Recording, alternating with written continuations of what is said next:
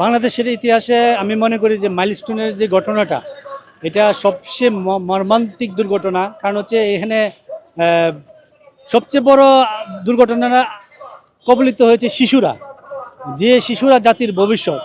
আর যে শিশুরা এত ছোট ছোট শিশুগুলা আগুনের উত্তাপে দগ্ধ হয়েছে, এটা আসলে হৃদয়কে আহত করে। হ্যাঁ, এটা আমার মেয়ে আমার ছেলেও হইতে পারতো। এই জন্য বিবেকের তাড়না থেকে আমি আজকে আমার মেয়েকে নিয়ে এসেছি এই শিশুদের প্রতি সহানুভূতি থেকে, এবং এই শিশুদের আহ, আহ, পূর্ণাঙ্গ পূর্ণাঙ্গ চিকিৎসা যাতে হয়। ওদের স্বপ্ন পূরণে পাশে থাকতে পেরে আমরা গর্বিত।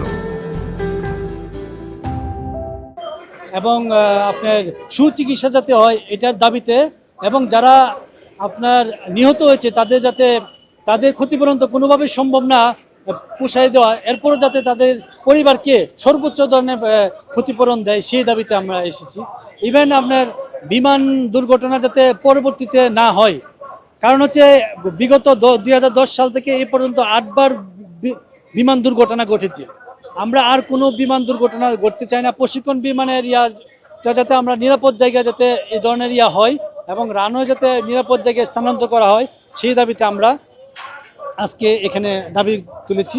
আমি 2013 সাল থেকে বিভিন্ন সামাজিক কাজ করতেছি, এরই ধারাবাহিকতায় আজকের একটি প্রোগ্রাম আর কি। হ্যাঁ, এটা অবশ্যই, কারণ স্কুল কর্তৃপক্ষ এটার জন্য দায়ী, অথবা যারা বিভিন্ন সরকারের যে রাষ্ট্রীয় নীতিমালা ইনস্ট্রাকশন না মেনে তারা নগর বিভিন্ন ধরনের নগরায়ন করতেছে। এটার জন্য আসলে আমাদের দুর্নীতিবাজরা দায়ী, যারা এই সব হত্যাকর্তা ছিল। আপনার সিটি বিভিন্ন ধরনের যে যারা এই আসনে অধিষ্ঠিত ছিল তারাও দায়ী, কারণ এটা এটা আপনার আমাদের নীতিমালা যদি আজকে মেনে চলতাম তাহলে এত বড় দুর্ঘটনা ঘটে না আজকে। তাই আমি রানের স্থানান্তরের পাশাপাশি যারা এই ধরনের কনস্ট্রাকশন করে তারাও সজাগ থাকতে হবে আমি মনে করি। আসলে শিশুরা হচ্ছে আগামীর ভবিষ্যৎ, আর শিশুরা হচ্ছে উগ্রর মস্তিষ্ক।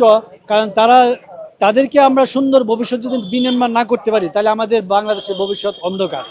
তাই শিশুদের একটি বাসযোগ্য নিরাপদ বাংলাদেশ চাই, যে বাংলাদেশে কোনো শিশু হত্যা হবে না, শিশু নির্যাতন হবে না, শিশু দর্শন হবে না।